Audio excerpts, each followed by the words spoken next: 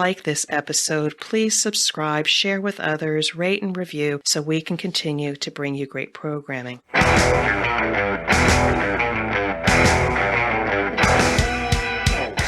is The Thing About Cars, a podcast for car enthusiasts and the people who love them. Recording in progress. Oh my God. You want to come over to the Netherlands and we'll drive over to Germany and do 175 kilometers an hour on the Autobahn while we go get a McRib? I like the Netherlands. Hello and welcome to The Thing About Cars. I'm one of your hosts, Mickey Desai. Around the table, we have two regulars and a nice special guest today. Misty, how are you? Excited. Misty's excited. Ben, how's it going, Ben? It's going pretty well. How about you? I'm doing fantastic. And Mr. Bob Hall, who will introduce, it probably needs no introduction for some people. How are you, Bob? Breathing unassisted, which at my age is really good, COVID or not. I look forward to the ability to wake up and breathe every day. Yeah, same here. It's always a blessing when people can breathe freely every day. But It's a surprise. Yes, thank you for joining us on The Thing About Cars today. This is a long anticipated moment for a lot of us in our haphazard fashion. I'm glad we could finally get together today. We interviewed Dean Case a few months ago and my condolences. He was fantastic. Dean's a good egg. Yeah. You should probably actually save your sympathy for him because, I might have drilled on him a little bit. Unintentionally. I can't help it. I am such an MX-5 Miata fangirl. I mean, my husband has actually been like, you like your car more than me. And I'm like, yeah.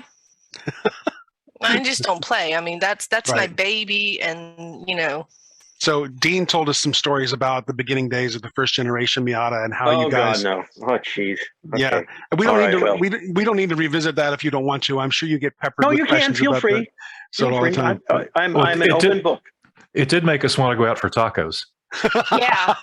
I was like, that really sucks because like the closest Taco Bell to me is in Rotterdam, which is like a 45-minute drive. Yeah, first world problems.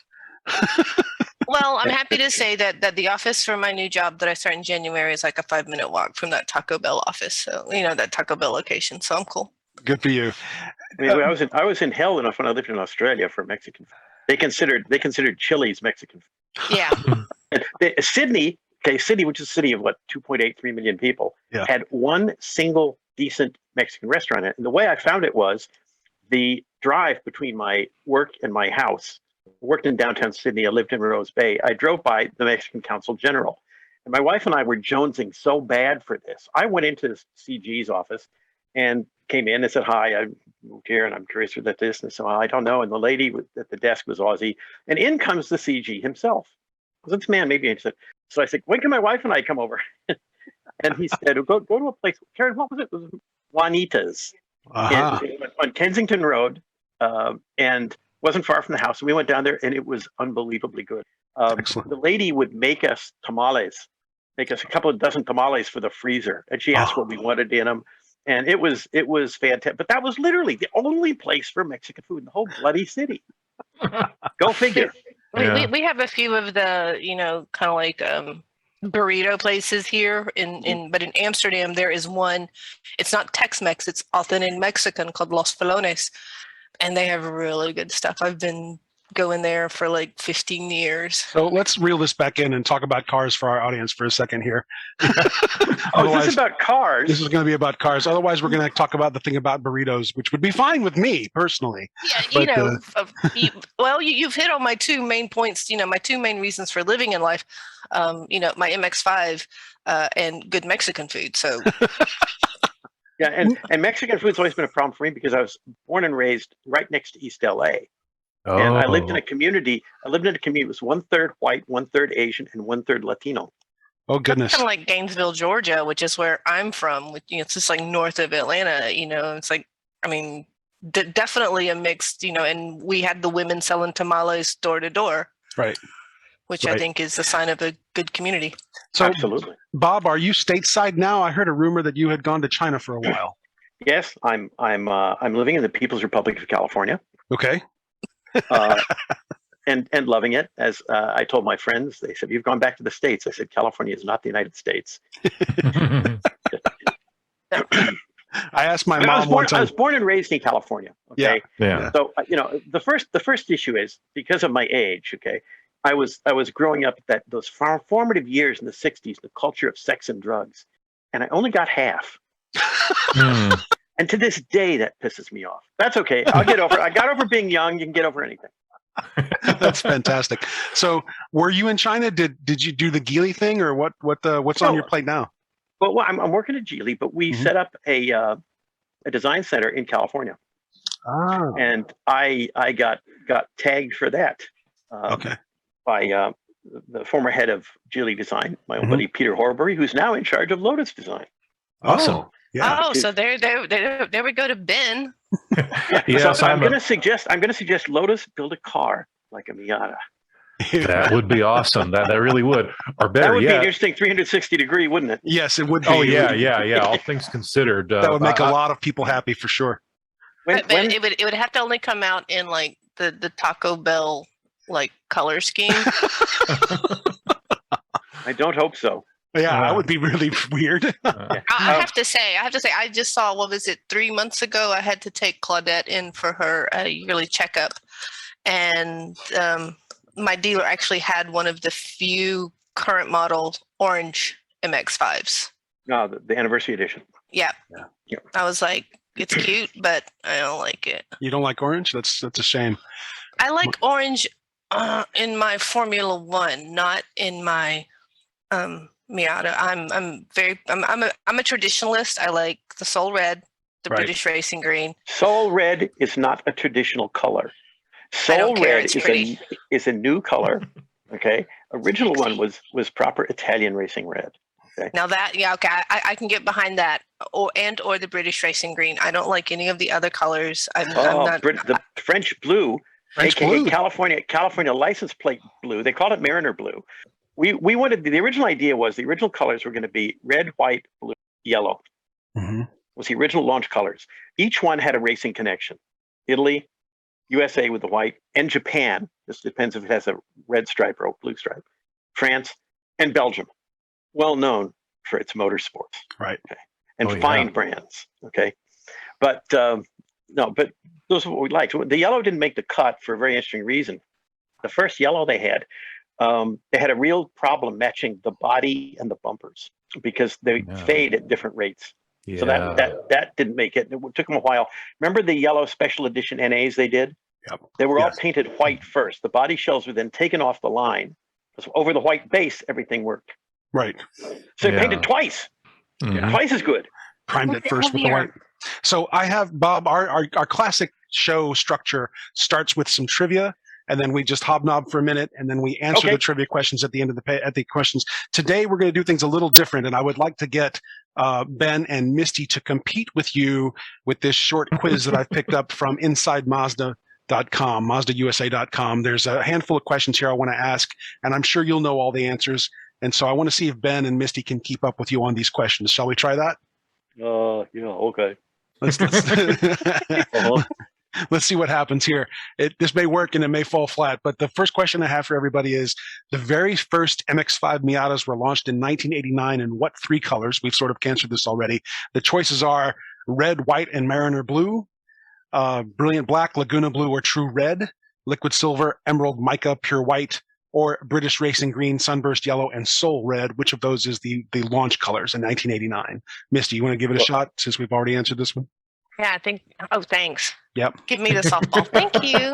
You're my favorite. I think we discovered that was red, white, and blue. That's right. Let me say one thing. Yes. It always gets passed over with this. They were all painted the same color, primer gray. That's so true. Good point. Okay. And actually, red, white, and blue was my Christmas tree colors. By the way, you want more trivia? I'll give you an extra trivia. Okay. Because when the car was shown at the Chicago Motor Show, it created too much of a fuss. The guy in charge of sales, Dwayne Bowen, really cool guy at Mazda USA, he suggested get the cars out as soon as the dealers can get them, they can sell them. They did. The original plan was to have the launch day the 4th of July. Oh. And the tagline showed the three colors on the print ad and said, hooray for the red, white, and blue. Yeah, no kidding. Nice. But they were selling cars, I believe, as early as either late April or early May. Very cool. Wow. So they really knew they had something hot on their hands and they accelerated the entire thing. They still weren't sure, but they figured, well, if we've got all these orders, let's get them filled now before people get bored. Exactly. Yeah. Exactly. All right. Second question. The original starting price for the Miata in the summer of 1989 was what? Was it $12,090? Was it $16,500? Was it $14,995 or $13,800? Ben, you want to go first on this one? I can only guess, because the thing is, I don't remember what the price was, but I remember reading about all the articles about people gouging it to as much as twice what it was. Right. Misty, you want to take a shot? I'm like, yeah, it's worth it. I'm gonna say, like, what was it, 14? $14,995 is one of the options. Yes. Yeah, I'm gonna say 14. Yeah. Bob, what's the answer? 13.8. That's correct. Now I'll tell you why. A couple of reasons. It had an 8 in it for good luck. Oh, that's good luck. That's a Chinese and Japanese thing both. Yeah. The car was originally scheduled. It was going to be priced. The target was about 8. We were looking at 88. Everybody thought it was a cool thing. They brought over a fiberglass model you could sit in of a car that was dead accurate. The only thing that was wrong with it was they didn't have any wheels, so they put Alpha 33 wheels on the fiberglass pushmobile. And it was taken to the Pasadena Civic Auditorium for a pricing clinic. Not a clinic, do you like this car? Not a clinic that they like to do for the design stage. Well, what don't you like? And you end up with a car that has the front of one and the back of another. This is purely for pricing. And my boss came in after they calculated. He came in and said, "Oh, Bobson, it's a kind of problem." I said, "What's wrong, Edison?" He said, "They don't like the car at $8,800 US dollar." I said, "No." He says, "What was their guess?" About the 17,000. Wow. So management, not being stupid like me, pumped the price up to something where they made more money, I think, and I could be wrong. I believe the number was they made more money on an MX-5 than they did selling 3 929s. Wow.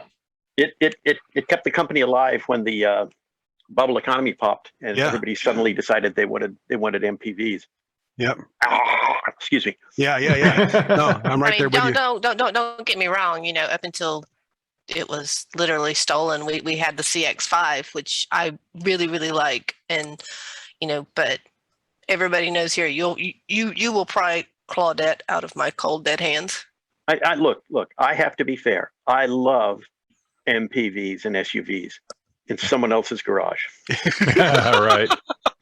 Well, I'm kind of in a weird situation because I'm like 5'1". Yes. But my husband is 6'9", so he doesn't actually fit in Claudette, but he could wear her as a backpack. Misty, you'd save a lot on gas that way, wouldn't you? You would save a ton of gas that way. Misty, here's a non-softball question. Here's a hardball fastball question. Mazda uses a weight loss philosophy with the MX-5 Miata called. Is it called gram strategy? Is it called every ounce counts? Is it called add lightness, or is it knock out the fat? That's a good question. Can you repeat those one more time? Gram strategy, every ounce counts, add lightness, or knock out the fat? Every ounce counts. Ben, you want to take a shot? Oh, my gut says gram strategy. And Bob, you got the answer? Actually, for that one, I don't. That all popped up after we were done getting the car out. Our big problem was less weight than it was, let's make sure management doesn't kill this project. Yes. Well, the answer is gram strategy. Yeah, makes sense. Yeah. Well, I knew it wasn't add lightness because, well, it's never been officially said anywhere. That is basically regarded as half of the Lotus mantra. Yeah, and we stole enough from Lotus. Oh, no, I didn't say that. and we're glad you did. Well, and I don't want to waste so much. I mean, we can obviously talk about Mazda day and night, but Bob, when you were working on this thing in the 80s, did you have any idea that you would end up with a 30 to 40 year legacy on the project that still has an insanely involved and powerful fan base today? No. My whole attitude on it was, first of all, the one thing I didn't want to see Mazda do was they once the car was out and they recognized it could do well, they proposed a 4-year product strategy. So every 4 years there'd be a new Miata, right. And that would have died relatively quickly. So I was hoping that wouldn't happen. It ended up the first car lasted, I think, just about 10 years. Yep. But I didn't expect that. I figured if it went like maybe three platform cycles on our extended cycle, that'd be cool. So But that's not why he did it. Right. Let me ask this question then: why is it important for cars to rebirth a new generation every 4 to 5 years? Why is that a thing? We see other models around the world, and a Lotta today is the same thing as a Lotta 25 years ago. I hate to use that as an example, but yeah, Toyota. All right. No, so, and here's the reason. Okay. Let's for a minute throw the U.S. manufacturers out, because they were not. You couldn't use them to apply to a global scenario. But Toyota set up a 4-year product cycle you could set your clock by for the Corolla and the Camry. They're big, high volume things. And the reason originally was in Japan, after 4 years, you could effectively, that's when you could stop writing off tooling and such. So you set up for 4 years, make money, and you then do your new car. So it was the Japanese tax office that indirectly pushed it. And Toyota, as they got big enough, all the other Japanese kind of fell into line. And it was so interesting. At one point in time, we knew from a strategy standpoint, when any C, which is Corolla, or D, Camry segment car was coming out, because Toyota never deviated from that thing by more than 6 to 10 weeks. Wow. And, I'm going to say this about Toyota. I have great respect for the company, because they are without a doubt the best company in the world at producing a product they do not understand. It's a bizarre organization that has sometimes screwed up and made really good cars, but normally does incredibly adequate cars that are the safest buy in the world. And that's what the majority of the market is after. I hate to put it that way. Yeah. It's the reality of the business. Yeah, I mean, like my first car when I was 16, 17 was a 1978 Toyota Corolla, and you could literally run that thing 3 quarts low on oil, and it sounded like a sewing machine, but I mean, it would crank. And I was trying to get a new car, dude. I mean, seriously, I was just like, if I kill it, I can get a new car. This is the car that would not die, but I mean, if I look back then and I compare it to, my Mazda now and the Mazda CX-5 that we had, I don't know. It's just, there is something about the Mazda, and there is something about the Mazda fan base. I mean, I'll be out, and, as an MX-5 owner, I have a rule. If there is no precipitation falling from the skies and it is nominally above freezing, my top is down. That's why God invented seat heaters and a heating system. And I mean, I'll be out there and it'll be like, like 5 degrees Celsius, and I'll pass other Miata owners, and we got our tops set, and we're like, hey, it's almost like that brotherhood, that siblinghood that you see with, like Harley owners. You pass another MX-5 or a Miata on the road, and you're like, hey, hey, I mean, that's just how it is. I've heard you say in other interviews something that I wanted to probe a little more. When looking at the design of something like the Miata, you've said less is more. Could you tell us a little bit more about what that means? I'm pinning that from Mies van der Rohe. But when, and it's funny too, because you look at the current direction of design for a number of manufacturers, and just for an example, let's take Lexus. Okay, Lexus design, and I'd say this and people become aghast, harks back to a wonderful period of the 1960s of surface entertainment. That's what Bill Mitchell called excessive press work in body design. Yeah. And Lexus has lines for the sake of lines being in there. If that's trendy today, that will help you sell your car now, but it will not give the car the legs it needs to last a long time. The simpler you make a car design, the longer it will last before it must be redesigned. So you're saying, don't overwork the design. Yes. Yeah. Keep it simple, stupid, because that way the design will last longer. And it's not just to me about longevity. Simple is better. And it's kind of like Michael Simcoe, who's heading GM Design, who I knew in my Australia days. Michael pointed out something about car design. It's another factor that gets into this less is more. The most critical part of any auto design is the proportion. Because if you get the proportion right, you can do some screwy design stuff. But if the proportion's wrong, no matter how good the design work is, you'll always be pushing smoke downhill. There's no way around it. So I just like the idea when cars, there's a simplicity of line in them. And if you look at some of the best stuff ever made, it tends to go that way. I don't think you'd ever say, for example, a Ferrari 250 Lusso was over designed. The part of design that is the most critical that I don't think they teach enough in design school is knowing when to lift the pen and stop designing. Yeah. Because in a lot of projects, you can see if they just went a little too far. Okay. And I don't know the reason. Okay. Damned if I know. I am no designer. I'll be the first person to admit that. I wanted to be one. So, I understand everything you're saying. Yep. Well, I mean, if you look at some of the classic cars, like the Aston Martins, there's not a lot of frippery there. It's very clean. It's, yes, you can dress it up with some extra chrome, like Claudette. The only thing that car lacks right now is that chrome luggage rack that my husband will not buy me for Christmas. Yeah. I say as he stands over there cooking dinner. Harley Earl.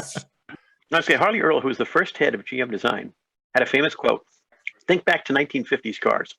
He said, "Chrome is my favorite color." That's hilarious. Right. Well, Bob, let me ask this then, continuing in the same vein. In my mind, when we talk about car design, a lot of people think about external styling first, but how much attention gets balanced into the internal fit and finish of the car and the layout of the dashboard and things like that? Is how much of a consideration is that when you're building the thing? That with stuff like that, the Mazda, one of the things that I liked about Mazda, and one of the ways that they were different that I don't think a lot of people understood, they were the farthest automobile manufacturer in Japan from Tokyo. Okay. And as a result, a lot of things, they didn't look to Japan. They looked to Europe. And that's why even the Mazdas of the 70s were known for a little bit better handling than Japanese cars normally were. Okay. And they tended to go overseas initially for design, to Bertone, for example. And that philosophically impacted the company. So when you're doing something like the Miata, to a huge degree, it's a connect the dots issue. You're going to have this. You're going to have that. If you make the components in the interior simple, it not only does it look good, it makes the parts cheaper too. Yep. The manufacturing guys love that. So that's where this whole thing falls back to less is more. There's a lot more flexibility doing interiors now than there used to be, because you can have these displays that you could never even dream of when we're doing the Miata, or you can put a 24-inch your grandma's color TV console in the center of the dash and have it do everything, and you run your fingers over it to make it work when the car is driving itself. So there's lots of options there, but a lot also depends on what you want to do with the car. Yep. If you're British and you want to make something expensive, you do like the Germans, the British at Bentley do, and they just cover every free inch with burl walnut or leather. And you could argue that's what the target buyers are after. Yeah. Okay? I mean, one of the things I learned from Mr. Yamamoto at Mazda, he said, "Bob-san, do not forget, the customer is always right, especially when he's wrong." It took me almost 2 years to figure out what he meant, but I understood. The other one he warned me about is, don't forget, the last designer of the car is the owner. Oh, yes. Oh, now that's good. Yeah, I like that, and that's why we didn't put a chrome luggage rack on it. But I can buy an aftermarket one, because literally the only complaint that I have is about my Miata is that, I have a trunk that holds like 2 beer crates, and Missy's priority is those 2 beer crates, and therefore she doesn't have room for anything else. When I had my don't first have room Miata, for the jalapeno poppers and mozzarella sticks from the store in Germany. Sorry, Bob. Go ahead. Yeah. When I had my first Miata, my wife and I could do 2 weeks shopping. And the secret was put the top up, and we put stuff up behind the seats, and on the little thing, and fill the trunk. Right, honey? That's right. 2 weeks shopping.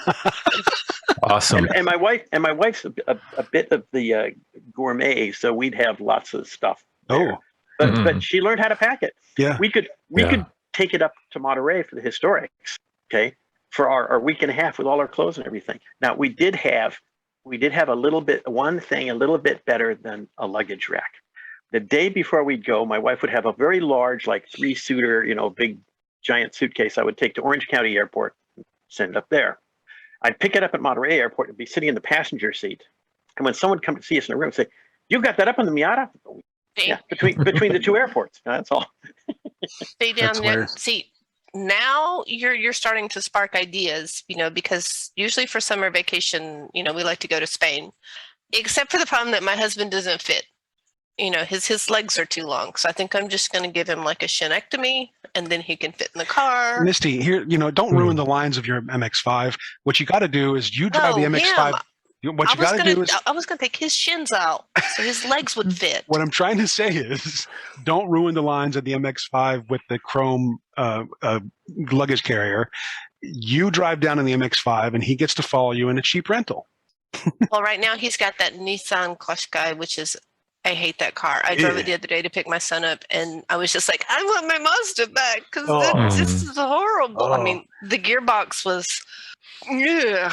Okay. Anyway, so that was my moment. I have to give Ben some props here. He's actually refurbing. What is it, Ben? A Lotus. It's a 1970 Elan Plus 2. So this is the slightly larger, hard-topped, a little more touring-oriented version of the Elan. As driven by Tara King. Oh yes. Well, no. The fatal crash was in the 2-seat Elan. No, Emma Peel had a 2-seat Elan. She had two.